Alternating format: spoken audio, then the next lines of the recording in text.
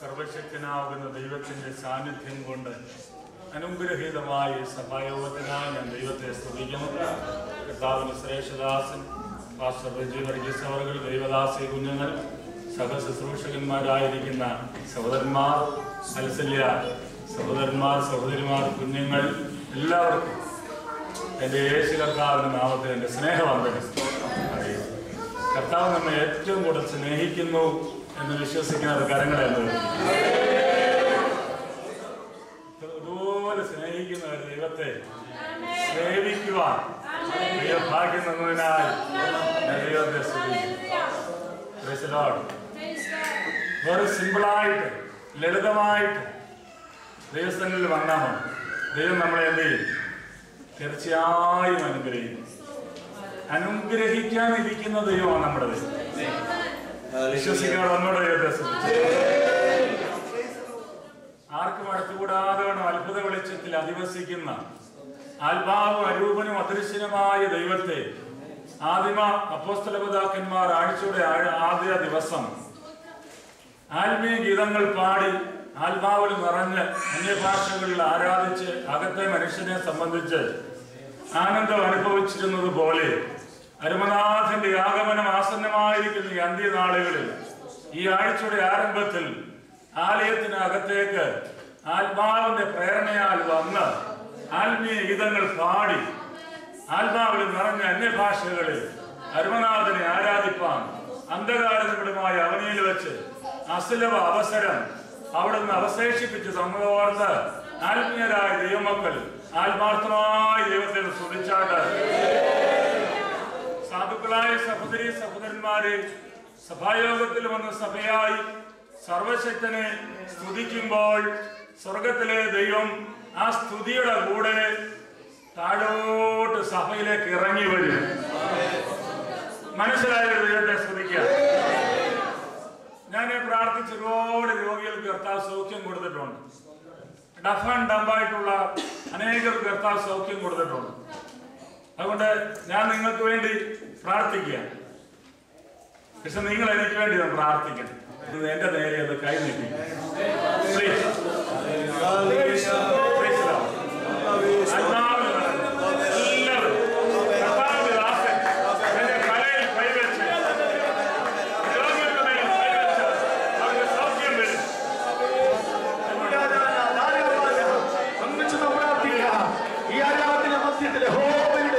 പ്രത്യക്ഷമായ സൗഖ്യം വ്യാപരിക്കട്ടെ.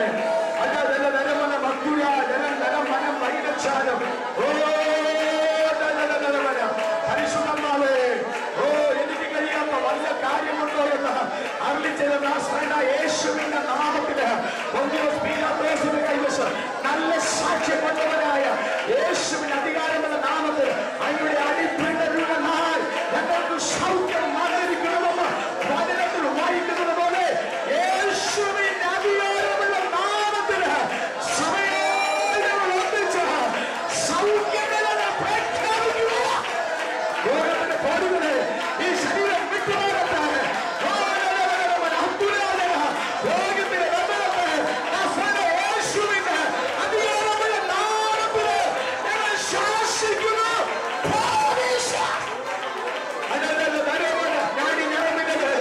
ശരീരയുടെ ഘടനയോടെ വൈരച്ചന ശരീരത്തെ നിർമ്മിച്ചവനായ നല്ല വൈദ്യനായ ഞങ്ങളുടെ സിദ്ധിയായ യേശുവിന്റെ അധികാരമുള്ള നാമത്തില് സൗഖ്യം പ്രഖ്യാപിക്കുക.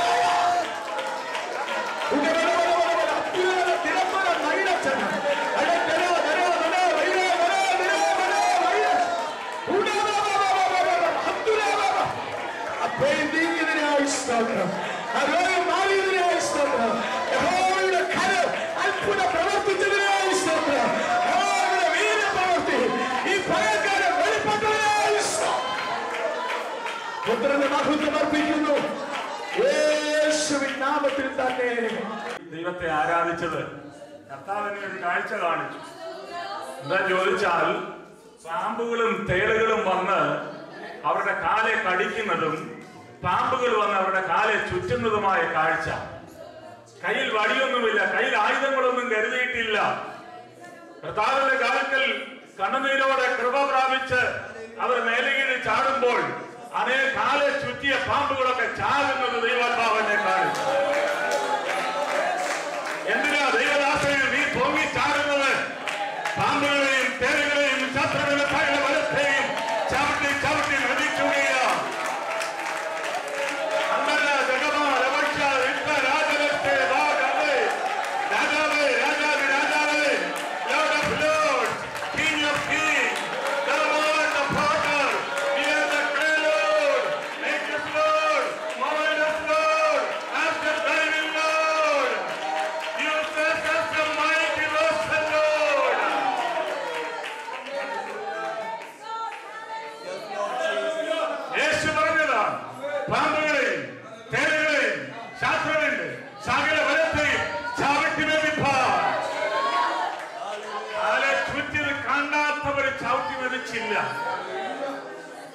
മനസ്സിലായോ?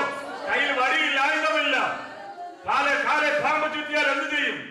പൊങ്ങി ചാടി ചവിട്ടും തോറും പാമ്പുകൾ ചാകുകയാണ്. ചുറ്റി ചുറ്റി കൊത്താൻ വരുന്നതാണ് പാമ്പ്. തേടോ രണ്ട് കൈ മുമ്പിലുണ്ട്, കണ്ടാൽ വലിയ സന്തോഷം, പ്രൈസലോട് പറയും. പക്ഷെ വാലയിൽ എന്തോ ഉണ്ട്? പോകാൻ നേരത്തെ ഒരു കൊത്തു കൊത്തിയിട്ട പോത്തുള്ളൂ വേഷം. ഇന്ന് പകൽ ദൈവദാസനെ ദാസിയെ നീ അതിനെ ചാട്ടി വധിക്കണം. പാമ്പുകളെയും തേനുകളെയും ശത്രുവിൻ സകല ബലത്തെയും ചവിട്ടി വധിപ്പാൻ യേശു നമ്മൾക്ക് അധികാരങ്ങൾ നൽകിയതാണ്. അൽബത്തിയും നാളിക്കത്തി കെട്ടുകളെല്ലാം അഴിയട്ടെ. ഉച്ചന്തിയിൽ ഒരുക്കിക്കത്തി ദേശം വിട്ടവൻ ഓടട്ടെ.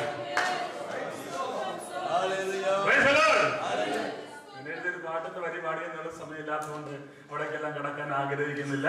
ദൈവാത്മാവ് തന്ന വചനം കൃത്യസമയത്ത് ആ ശുശ്രൂഷിച്ചിരിക്കുവാൻ ആഗ്രഹിക്കുകയാണ്. നിങ്ങൾ പ്രാർത്ഥിക്കുന്നതിന് മുമ്പിലത്തെക്കാട്ടിൽ ആ വേദന മാറി അപ്പൊ ഒന്നുകൂടെ വലിയ എനർജറ്റിക്കായി തീരാൻ കർത്താവ് കൃപ തന്നു. 115 കിലോ ഉണ്ടായിരുന്ന ഞാൻ ഇത്രയുമായി. ഇപ്പോഴും അത് വലിയ കുറവൊന്നുമില്ല. Praise Lord.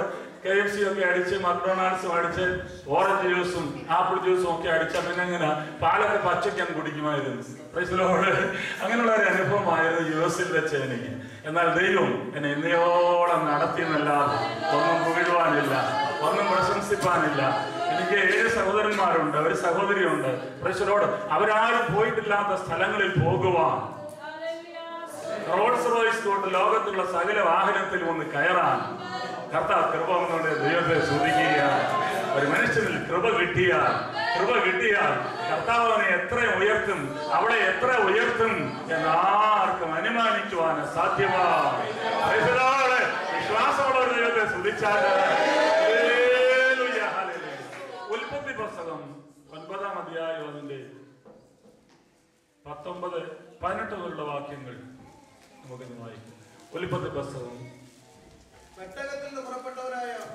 8-ാം അധ്യായത്തിന്റെ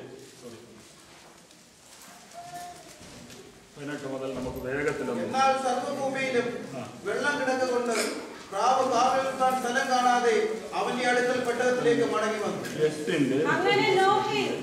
18 മുതൽ Genesis chapter 8 verse 18 onwards. അങ്ങനെ നോഹയും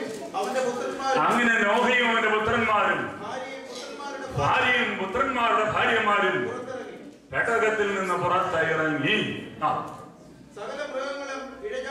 സകല മൃഗങ്ങളും ഇഴജാതികളൊക്കെയും എല്ലാ പറവകളും ഭൂചരങ്ങളൊക്കെയും ജാതി ജാതിയായി പെട്ടകത്തിൽ നിന്ന് പുറത്തിറങ്ങി. യഹോവയ്ക്കൊരു യാഗപീഠം പണിതു. ശുദ്ധിയുള്ള സകല മൃഗങ്ങളിലും ശുദ്ധിയുള്ള എല്ലാ പറവകളിലും ചിലത് എടുത്ത് യാഗപീഠത്തിൽ ദൈവത്തിന് ഹോമയാഗമർപ്പിച്ചു. അതിന്റെ പരിണിത ഫലം സ്വർഗത്തിലെ സർവശക്തനായ ദൈവം സൗരഭ്യവാസന മണത്തപ്പോൾ ഹൃദയത്തിൽ അരുളി ചെയ്തു, ഞാൻ മനുഷ്യന്റെ നിമിത്തം ഇനി ഭൂമിയെ ശപിക്കയില്ല. ഒറ്റ ഒരുത്തൻ ആരാധിച്ചത് കൊണ്ട്, ഒരുവൻ പ്രാർത്ഥിച്ചത് കൊണ്ട് മാഞ്ചസ്റ്റർ പട്ടണത്തിലെ ശാപം മാറാൻ പോകുകയാണ്. മനസ്സിലായോ? ഇനി ശാപിക്കുകയില്ല. ഈ ആരാധനയിൽ മാറിയിരിക്കുകയാണ്.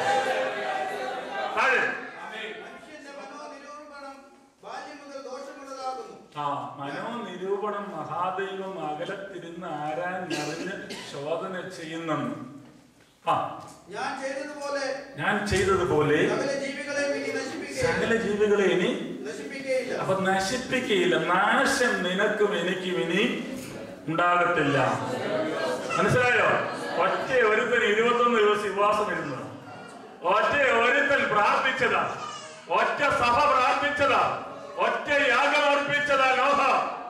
നോക്കൂ, ഫലം കിടക്കുന്നത് കണ്ടോ? താഴെ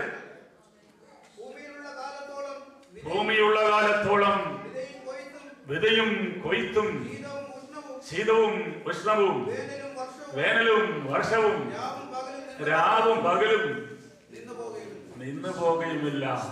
വരുമാന സ്രോതസ് എന്ത് ചെയ്യത്തില്ല. മനസ്സിലായോ? നിങ്ങൾക്ക് തോന്നുന്നു മനസ്സിലായി എന്ന് ഞാൻ വിശ്വസിക്കുന്നു. ശാപം ഇനി നിലനിൽക്കുകയില്ല. ഇനി നിന്റെ വീട്ടിൽ ഒന്നും നശിച്ചു പോകത്തില്ല. നിന്റെ വരുമാനം ഭൂമിയുള്ള കാലത്തോളം നിന്നു പോകത്തില്ല. നീ ചിലത് ചെയ്താൽ ദൈവം ചിലതിന് ഫുൾ സ്റ്റോപ്പ് ഇടാൻ പോവുകയാണ്. ഞാൻ ഇന്നലെ പറഞ്ഞല്ലോ, ഉൽപ്പത്തി മുതൽ വെളിപ്പാട് വരെയുള്ള 66 പച്ചയായ പുൽപർവ്വതങ്ങളിൽ പാലിന്റെ വരപ്പിൽ പ്രാണപ്രിയൻ പ്രദാനം ചെയ്തിട്ട പാപമംഗലമായ പാലിൽ നിന്ന് വരത്തിലേക്ക് പോയിട്ട് പരിശുദ്ധാത്മാവിനെ പിതാവായ ദൈവത്തോട് ചോദിച്ച് വാങ്ങിച്ച് പെന്തക്കോസ് പെരുന്നാൾ ദിനത്തിൽ പള്ളിയിലേക്ക് 10,000ങ്ങളുടെ മധ്യത്തിലേക്ക് അയച്ചു കൊടുക്കാതെ യേശുവിന്റെ അമ്മ ഉൾപ്പെടെയുള്ള സ്ത്രീകൾ 120 പേര്, എണ്ണപ്പെട്ട 120 പേര് മർക്കോസിന്റെ മാളിക മുറിയിൽ 50ാമത്തെ ദിവസം കാത്തിരുന്നപ്പോൾ അവരുടെ മധ്യേ പരിശുദ്ധാത്മാവ് ഇറങ്ങി വന്നതാണ്. ആ പരിശുദ്ധാത്മാവിന്റെ ജീവജലത്തിന് നദി ഇന്ന് ഓളമിട്ട് ഒലിച്ച് തടസ്സങ്ങളെ തങ്കല ബത്തര വ്യജരാലപക്ഷ തട്ടിത്തെറിപ്പിച്ചുകൊണ്ട് ഇന്ന് പകൽക്കാലം മാഞ്ചസ്റ്ററിൽ മലയാളം ക്രിസ്ത്യൻ വർഷിപ്പിന്റെ മധ്യത്തിൽ മക സത്തരനില ഒഴുകി വരുന്നത് ദൈവാത്മാവ് കാണുന്നു, എന്നെ കാണിക്കുന്നു. തിരുവചനത്തിൽ അനേക കാര്യങ്ങൾ പറഞ്ഞിട്ടുണ്ട്. എല്ലാത്തിന്റെയും ആരംഭമാണ് ഉൽപ്പത്തി പുസ്തകം. ഇൻ ദ ബിഗിനിങ് ഗോഡ്, അല്ലേ? ആദിയിൽ ദൈവം. വേറൊരു വാക്യം കൂടെ ഉണ്ട് അങ്ങനെ, ആദിയിൽ വചനം. ആദിയിൽ ദൈവത്തിനും ആദിയിൽ വചനത്തിനും സ്ഥാനം കൊടുക്കുന്ന ഒരു ആത്മീയനായ ദൈവവചനത്തിന്റെ അന്ത്യം അധപ്പതനമല്ല, അനുഗ്രഹവും അഭിവൃദ്ധിയുമാണ്. മനസ്സിലായോ? അതാ ഇൻ ദ ബിഗിനിങ് എന്ന് പറഞ്ഞിരിക്കുന്നു. ദൈവത്തിനായിരിക്കുന്ന ആദ്യ സ്ഥാനം, ഫസ്റ്റ് പ്രിഫറൻസ്. ആദിയിൽ ദൈവം, ഇൻ ദ ബിഗിനിങ് ഗോഡ്. ഇതാ ദൈവത്തിന്റെ വചനത്തിന്റെ വ്യവസ്ഥ. 3 പ്രത്യേക കാര്യങ്ങൾ വചനത്തിൽ പറഞ്ഞിട്ടുണ്ട്. അതിലൊന്ന് 7 യുഗങ്ങളാണ്, 2 7 പെരുന്നാളുകളാണ്, 3 5 യാഗങ്ങളാണ്. ഞാനിന്ന് പ്രസംഗിക്കാൻ ഉദ്ദേശിക്കുന്ന വിഷയം യാഗങ്ങൾ എന്നുള്ള വിഷയമാണ്.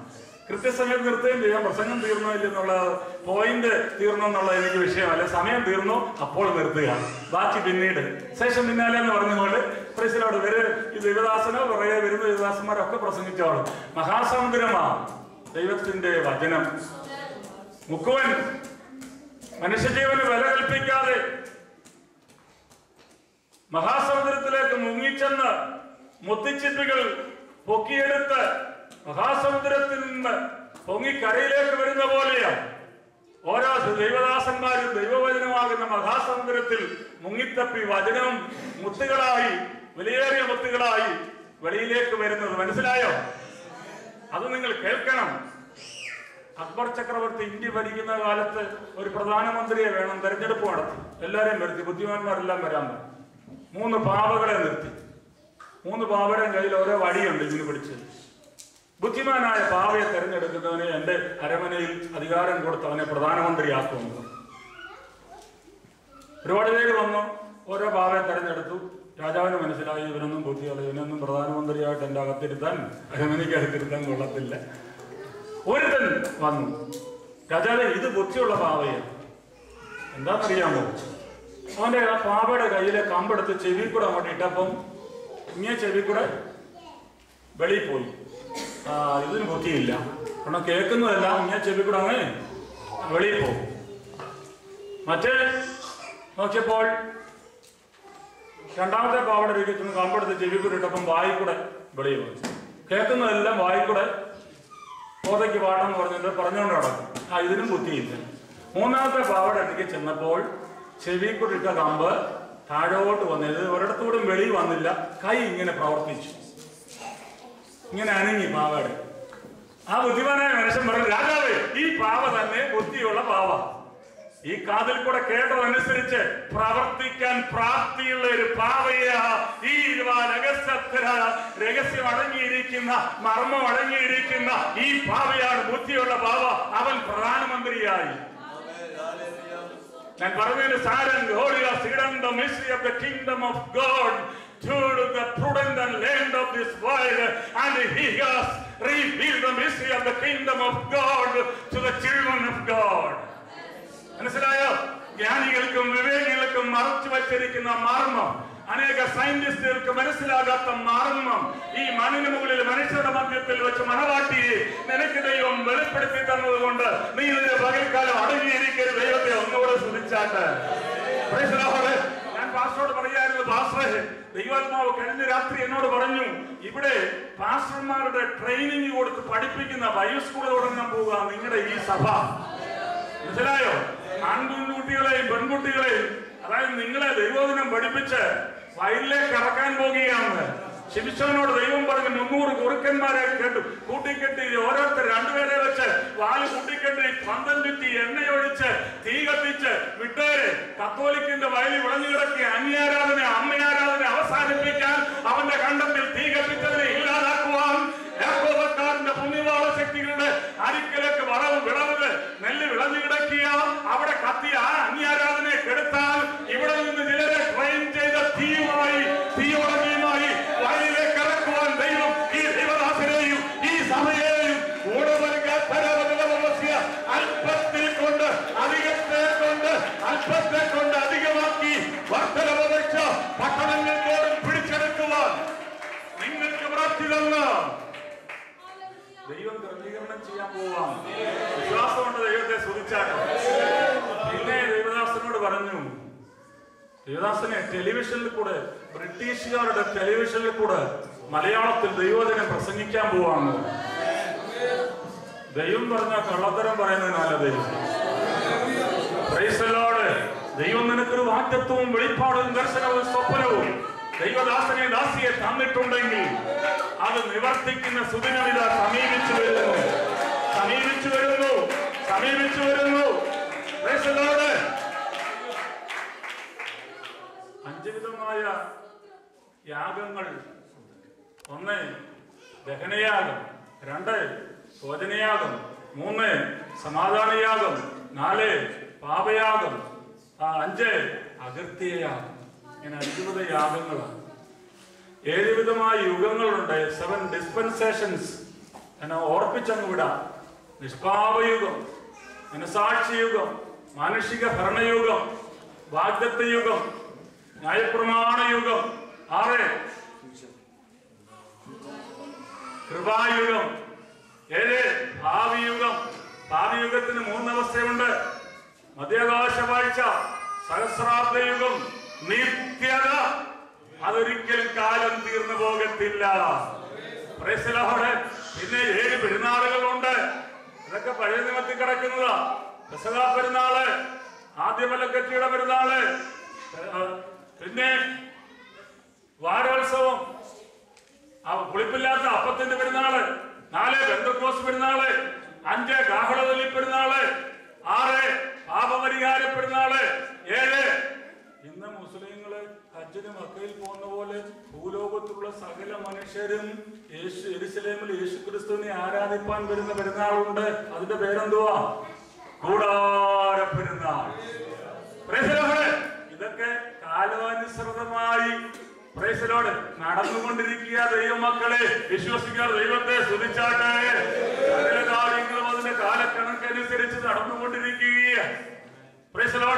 യാഗപീഠം 5 മുഴം നീളം, 5 മുഴം വീതി, 3 മുഴം ഉയരം. കാരണം 3 മുഴം ഉയരം പിതാപുത്ര പരിശുദ്ധാത്മാവിനെ കാണിക്കുന്നു.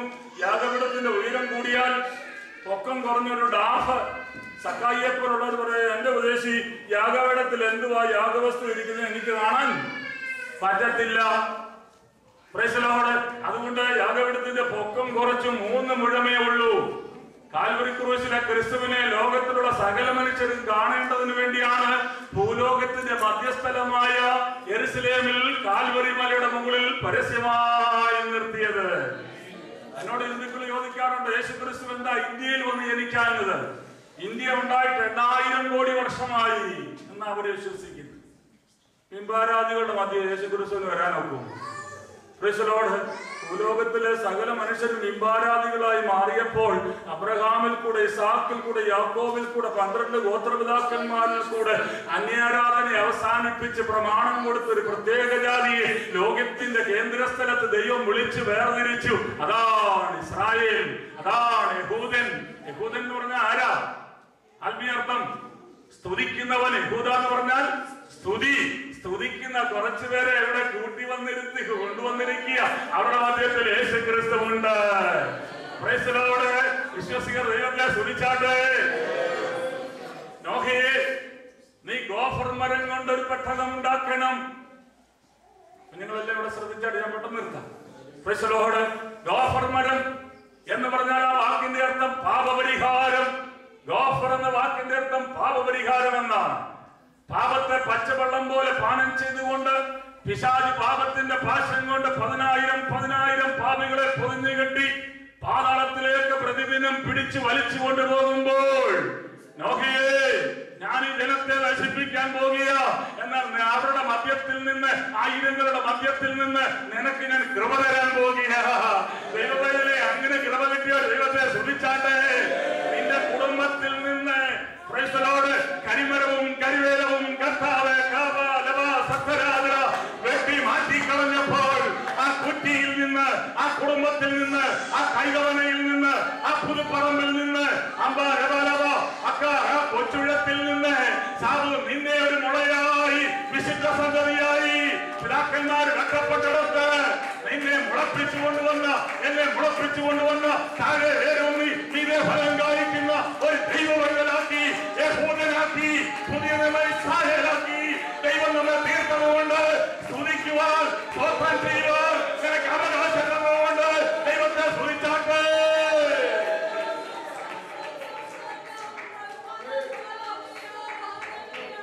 പിന്നെ ആദാം എല്ലാത്തിനും പേരിട്ടു. ഇത്ര ബുദ്ധിയുള്ള ഒരു മനുഷ്യൻ ആരുണ്ട്? ആദാം എല്ലാത്തിനും പേരിട്ടു. ആന വന്നപ്പോൾ പറഞ്ഞു, നിന്റെ പേര് ആനയെന്നാ? ആ ശരി, ഞാൻ പൊക്കോളാം, ആനയെന്ന് വിളിക്കും, വരാമെന്ന് പറഞ്ഞു. മറ്റെല്ലാം കാണ്ടാമൃഗം വന്നപ്പോൾ നിന്റെ പേര് കാണ്ടാമൃഗം എന്നാ, നിന്നെ വിളിക്കും. ആദാം എല്ലാത്തിനും പേരിട്ടു. ആദാം പിന്നെ ആർക്കും പേരിട്ടു, ഹവ്വായ്ക്കും പേരിട്ടു, നാരി എന്ന്. ചിലര് നാട്ടിലായി, നിങ്ങളല്ല, മലയാളം നിങ്ങളായിരുന്നു അങ്ങനെ മലയാളം. ദേഷ്യം വരുമ്പോൾ ഭർത്താക്കന്മാരുടെ ഭാര്യ എന്താ വിളിക്കുന്നത്? ആദാം നാരി എന്നാ വിളിച്ച്, ചിലർ നാറിയെന്ന് വിളിക്കും, ചിലർ നാന്ന് നേരിടുകയല്ല നരിയെന്നൊക്കെ വിളിച്ചത്. ദേഷ്യം വരുമ്പോൾ ആത്മാവിൽ വരുമ്പോൾ ആകുമ്പോൾ അന്യഭാഷ പറയും, കോപം കൊണ്ട് പറയുമ്പോൾ മറ്റു കാര്യങ്ങൾ പറയും. ഒരു ഉറവിയിൽ നിന്ന് രണ്ടും കൂടെ വരാൻ ദൈവം ആഗ്രഹിക്കുന്നില്ല. എപ്പോഴും വായിൽ ഇച്ചിരി വെള്ളം കവക്കണം, ഒരു കവള് വെള്ളം. എന്താണ് നീ ഒന്നും മിണ്ടാത്ത? ഞാൻ ഉപസിക്കുന്നതുകൊണ്ടാണ്. വാക്കാൻസർ പറയല്ലെന്ന് ദൈവാത്മാവ് ഇടയ്ക്ക് പറയുന്നു കേട്ടോ. ഒന്ന് പറഞ്ഞാൽ 2 പറയലെന്ന്. എല്ലാം ഇങ്ങോട്ട് വന്നോളട്ടെ, എല്ലാം ഇങ്ങോട്ട് വന്നിട്ടെ. മഹാസമുദ്രത്തിലേക്ക് ചെല്ലുന്ന ഒരു വെള്ളവും പുതുവെള്ളവും പ്രശ്നോട് തിരിച്ചിങ്ങോട്ട് വിട്ടിട്ടുണ്ടോ? ഇല്ല. അത് ചൂടാക്കി, ആവിയാക്കി, സ്റ്റീമാക്കി മേളോട്ട് അവിടുന്ന് ദൈവവേദിയിലെ ഭാരങ്ങള്, പ്രയാസങ്ങള്, ലോകം തരുന്ന പരിഹാസങ്ങള്, പഴികള്, പീഡനങ്ങള്, പ്രതികൂലങ്ങള്, വേദനകളെല്ലാം ആവിയാക്കി മേപ്പോട്ട് വിട്ടോ. ഉൽപ്പത്തി പുസ്തകത്തിന്റെ ആരംഭത്തിൽ പരിശുദ്ധാത്മാവിന്റെ പരിവർത്തിത പരിണത ഫലമായി സംഭവിച്ചത് അതാ. ഉപ്പ് നിറഞ്ഞ വെള്ളത്തിൽ നിന്ന് അടിയിലെല്ലാം ഭൂമിയിലെല്ലാം വെള്ളമായിരുന്നു. ഉപ്പ് നിറഞ്ഞ വെള്ളത്തിൽ നിന്ന്, മല്ല വെള്ളത്തിൽ നിന്ന് പരിശുദ്ധാത്മാവ് പരിവർത്തിച്ചിട്ട് ഉപ്പില്ലാത്ത ഒരു കൂട്ടം വെള്ളത്തെ ഫേമമെന്റിന് മുകളിൽ, ഓസോൺ ലെയറിന് മുകളിൽ കൊണ്ടുപോയി ആക്കി. മനസ്സിലായോ? മാലിന്യമില്ലാത്ത, പാപമില്ലാത്ത, അശുദ്ധിയില്ലാത്ത, വിശ്വാസമുള്ള, വേർപാട് സൂക്ഷിക്കുന്ന ഒരു കൂട്ടം വെള്ളത്തെ പരിശുദ്ധാത്മാവ് പരിവർത്തിച്ചതുകൊണ്ട് പാപികളുടെ മധ്യത്തിൽ നിന്ന് വേർപെട്ടത്. അവർ താഴെയല്ല. പണ്ഡിതനായി പൗലോസ് പരിശുദ്ധാത്മ പ്രേരിതനായി പറഞ്ഞു, സകല അകൃത്യത്തിൽ നിന്നും അതിക്രമങ്ങളിൽ നിങ്ങളെ വീണ്ടെടുത്ത് സ്വർഗത്തിൽ ഇരുത്തിയിരിക്കുന്നു. മനസ്സിലായോ? വെളിപ്പാട് പുസ്തകം 17:15 യോഹന്നാനെ, നീ കണ്ട വെട്ടമുണ്ടല്ലോ, ജാതികളും വംശങ്ങളും ഗോത്രങ്ങളും ഭാഷക്കാരുമാകുന്ന മനുഷ്യരാകുന്നു. അപ്പോൾ പരിശുദ്ധാത്മാവിന്റെ പ്രഥമ പരിവർത്തനത്തിന്റെ പരിണതഫലമായി ഈ പാലിന്റെ പരപ്പിൽ നടന്നത് ഉപ്പുവെള്ളത്തിൽ നിന്ന് പച്ചവെള്ളത്തിൽ നിന്ന് ഉപ്പില്ലാത്ത ഒരു കൂട്ടം വെള്ളത്തെ എന്ത് ചെയ്തു? വേർതിരിച്ചു. ഇന്നും മാഞ്ചസ്റ്ററിൽ ചിലരെ ദൈവം വേർതിരിച്ചു കൊണ്ടിരിക്കുക. സഹോദരന്മാരെ, കർത്താവിന്റെ വേലയ്ക്ക് വേണ്ടി ചിലരെ വേലക്കാരായി ദൈവം വേർതിരിക്കാൻ പോകുക. സഹോദരിമാരെ, ദൈവം ചിലരെ കർത്താവിന്റെ വേലയ്ക്ക് വേണ്ടി വേർതിരിക്കാൻ പോകുക. വിശ്വസിക്കുക, ദൈവത്തെ സ്തുതിച്ചാട്ട്.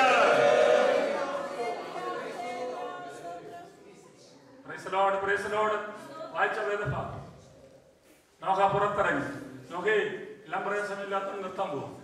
നോക്കേ, എന്തിനാ നിന്നെ പുറത്തിറക്കിയത്? ന്യായവതിയിൽ നിന്ന് നീയും ഭാര്യ മക്കളും വെളിയിൽ വന്ന് എന്തിനാ?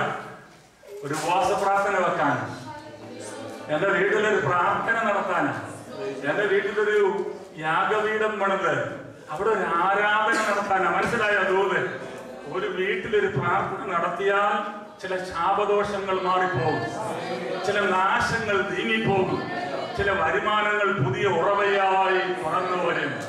God is going to open a new way, new door, new offspring, new spring for you and me. വിശ്വസിക്കുന്ന ദൈവത്തെ സ്തുതിച്ചാട്ട്.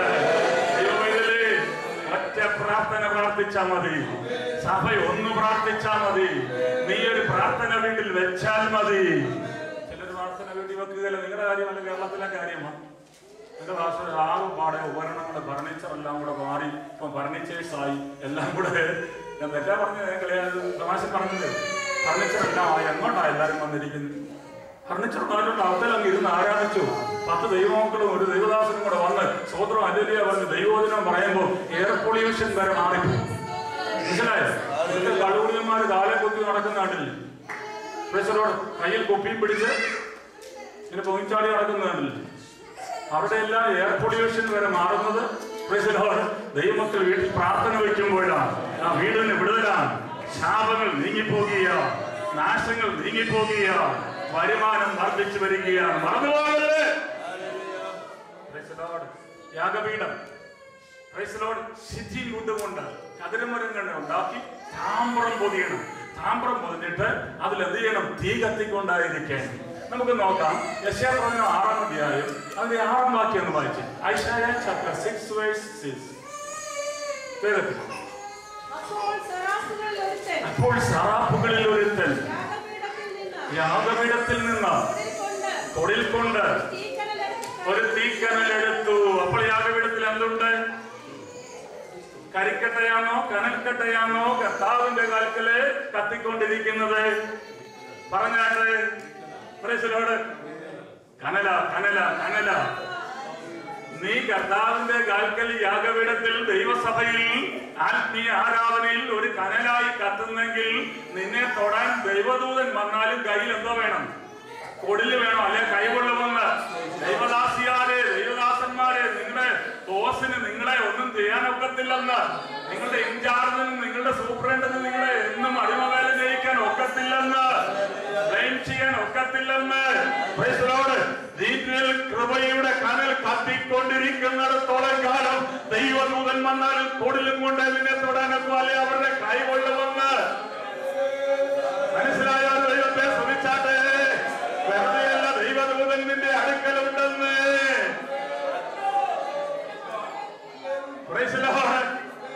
എന്നാൽ പല കനലും കരിക്കട്ടയായി മാറിച്ചു. വിശ്വാസമില്ല, പ്രാർത്ഥനയില്ല, ആരാധനയില്ല, വചന വായനയില്ല, ധ്യാനമില്ല.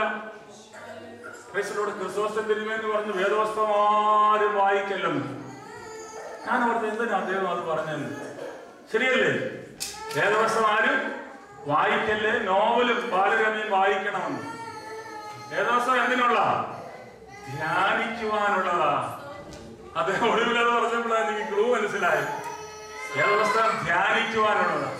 ഒരു വാക്യം ഒന്ന് വായിച്ചാൽ അകത്തെ അർത്ഥം നമുക്ക് മനസ്സിലാകണമെന്നില്ല. ഒന്നുകൂടെ വായിക്കണം, ഒന്നുകൂടെ വായിച്ച് ആഴമേറിയ അർത്ഥങ്ങൾ അതിൽ അടങ്ങിയിട്ടുണ്ട്. ദൂരം മനസ്സിലായത് ശ്രദ്ധിച്ചാട്ടെ. ഓ പ്രൈസ് ദി ലോർഡ്. അതുകൊണ്ട് വേദപുസ്തകം ധ്യാനിക്കണം ദൈവമക്കളെ. ധ്യാനിച്ച് മാനിച്ച് സേവിച്ച് പോകയിൽ ക്ഷീണം എന്തെന്ന് ഞാൻ അറിയത്തില്ല.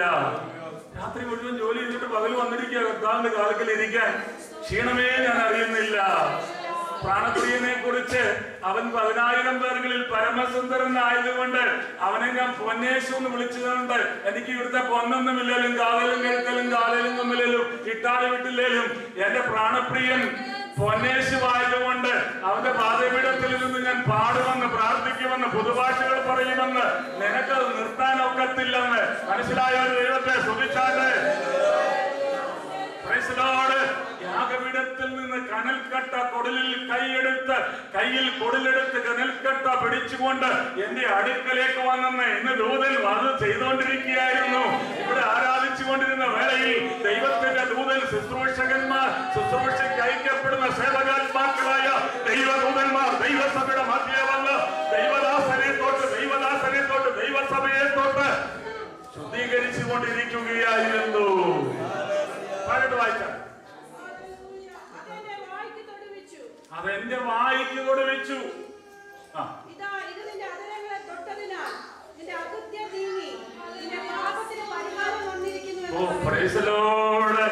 മനസ്സിലായോ? അതെന്റെ തൊട്ടത് കൊണ്ട് എന്റെ പഴയ സ്വഭാവം മാറി. ചില പ്രശ്നങ്ങൾക്ക് പരിഹാരം വന്നു. പാലിന്റെ പരപ്പിൽ പർവ്വതം പോലെ പെരുവെള്ളം പോലെ പൊങ്ങി നിന്നില്ല പ്രശ്നങ്ങൾ സമതലമായി മാറി. കർത്താവ് പറഞ്ഞു, നിങ്ങൾക്ക് കടുകുമണിയോളം വിശ്വാസമുണ്ടെങ്കിൽ ബാക്കി നിങ്ങൾ പറയണം. ഈ മല ഇപ്പൊ കടുകുമണി കയ്യിൽ കിട്ടിയപ്പോൾ മുമ്പിൽ എന്തോ ഉണ്ടായി. അതുവരെ മല വരണ്ടോ നോക്കണം. ദൈവവചനത്തിന്റെ വിശ്വാസത്തിന്റെ കൃപയുടെ വചനത്തിന്റെ കടുകുമണി, മറ്റ് കണ്ണുകൾക്ക് കാണാൻ കഴിയാത്ത കടുകുമണി കുഞ്ഞതാണെങ്കിലും കയ്യിൽ കിട്ടിയപ്പോൾ മുതൽ എന്റെ മുമ്പിൽ എന്ത് വന്നു? ഒരു മല വന്നു. അതാണ് കർത്താവ് പറഞ്ഞു, നിങ്ങൾക്ക് കടുകുമണി കയ്യിലുണ്ടെങ്കിൽ നിങ്ങളുടെ മുമ്പിൽ എന്ത് വരും? മല വരും.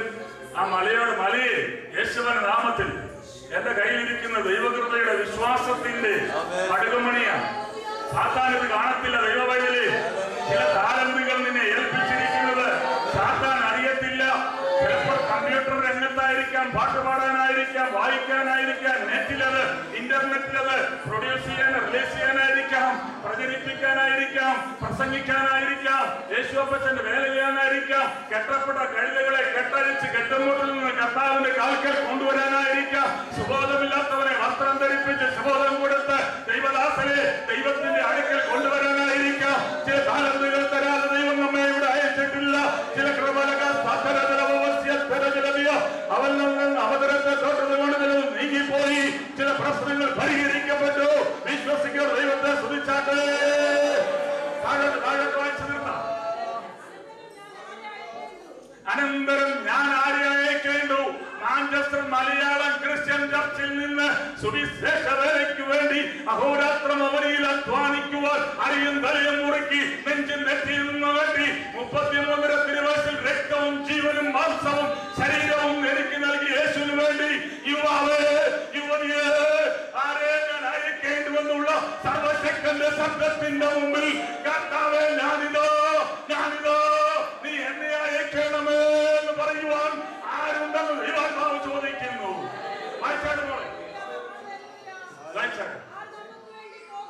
നമുക്ക് വേണ്ടി പോകും. ഇത് യാഗപീഠത്തോടെ ബന്ധത്തിലുള്ള വിഷയമാണ്. കർത്താവേ നമ്മള് പാടാറുണ്ട്. Lord, send me wherever you send me, in the valley, in the hill. Praise the Lord. I will go. Hallelujah. And proclaim the redeemed gospel. Praise the Lord. ദൈവമാ പറയുന്നു. ആ വാക്യം ഒന്നുകൂടെ വായിച്ചു. ഞാൻ ആരെ അയക്കേണ്ടു? എന്ന് ചോദിക്കുന്ന കർത്താവിന്റെ ശബ്ദം കേട്ടു. ആരുടെ ശബ്ദമാ? റജീവ് വർഗീസ് പാസ്റ്ററുടെ ശബ്ദമല്ല, തമ്പാൻ പാസ്റ്ററുടെ ശബ്ദമല്ല, സർവശക്തന്റെ ശബ്ദം കേട്ടിട്ട് ദൈവശബ്ദം കേട്ട ദൈവദാസനെ, നീ അടങ്ങിയിരിക്കല്. ദൈവദാസിയെ, നീ അടങ്ങിയിരിക്കല്. ഉത്തരം കൊടുക്കണം. എന്താ ഉത്തരം? അടിയിലില്ല. അടിയനെ അയക്കണമേ എന്ന് ഞാൻ പറഞ്ഞു. Praise the Lord, praise the Lord, praise the Lord. യേശുവിന്റെ നാമം വചനം ദൈവം. വെളിപ്പാട് പുസ്തകത്തിലേക്ക് വന്ന് നമുക്ക് നിർത്താം. ആരംഭം ഉണ്ടെങ്കിൽ എല്ലാത്തിനും എന്തോ ഉണ്ട്? ഒരു അവസാനം. ഒരു ഉൽപ്പത്തി ഉണ്ടെങ്കിൽ ഒരു വെളിപ്പാടുണ്ട്. ദൈവവേദനയിൽ എല്ലാത്തിനും ഒരു ആരംഭം ഉണ്ടെങ്കിൽ എല്ലാത്തിനും ഒരു അവസാനമുണ്ട്. ഇതേത് കാലമാണ്? കൃപായുഗത്തിന്റെ കവാടം കർത്താവ് കൊട്ടി അടയ്ക്കാൻ പോകുകയാണ്.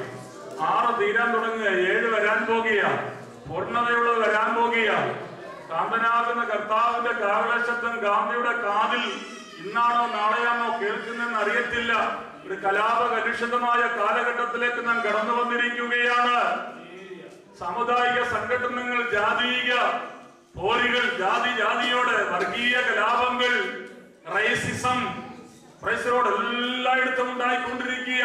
Financial crisis ഭൂലോകത്തിലെല്ലാം ഉണ്ടായിക്കൊണ്ടിരിക്കുക. യൂറോപ്പിൽ നിന്ന് ബീസ്റ്റ് പൊങ്ങി വന്നിട്ടുണ്ട്. Bureau of the European association of social trade, മനുഷ്യ മഹാസമുദ്രത്തിൽ നിന്ന് എഴുന്നേറ്റ് വരുന്ന ബീസ്റ്റ് വന്നിരിക്കുക. 666 666 മുദ്ര. മൈക്കിൾ സാൻഡേഴ്സ് എന്ന് പറയുന്ന കമ്പ്യൂട്ടർ എഞ്ചിനീയർ മൈക്രോചിപ്പ് കണ്ടുപിടിച്ചു. അതിന്റെ നമ്പർ 666 ആണ്. എന്നെക്കാൾ നിങ്ങൾക്കത് അറിയാം. Price the Lord. അക്ഷരികമായ യാഗപീഠത്തിൽ കർത്താവിന്റെ വേല ചെയ്യാൻ അതിന്റെ കൊമ്പുകളെ ഒന്ന് പിടിച്ച് മനോഹരത്വം കണ്ട് പ്രാണപ്രിയന് വേണ്ടി ഇറങ്ങുവാൻ എത്ര പേരുണ്ടെന്ന് ദൈവാത്മാവ് ചോദിക്കുന്നു. നിങ്ങളുടെ ഒരു നിമിഷം കണ്ണം നടച്ചിട്ട് കൈയെന്ന് പൊക്കിക്ക്. ആരും നോക്കരുത്. കർത്താവേ, നശിച്ചു പോകുന്ന ലോകത്തിൽ നിന്റെ വേല ചെയ്യുവാൻ നീ ജോലി വിട്ടിട്ടങ്ങ് നാട്ടിൽ വന്നല്ല പരിശുദ്ധാത്മാവ് പറഞ്ഞ് എവിടെയായിരിക്കുന്നു അവിടെ സഹോദരിമാരെ, സഹോദരന്മാരെ, കരങ്ങൾ ഉയർത്തിയവർക്കായി സ്തോത്രം. സഹോദരിമാരെ, നിങ്ങൾക്കായി സ്തോത്രം. സർവശക്തൻ മുദ്രയിട്ടിരിക്കുക.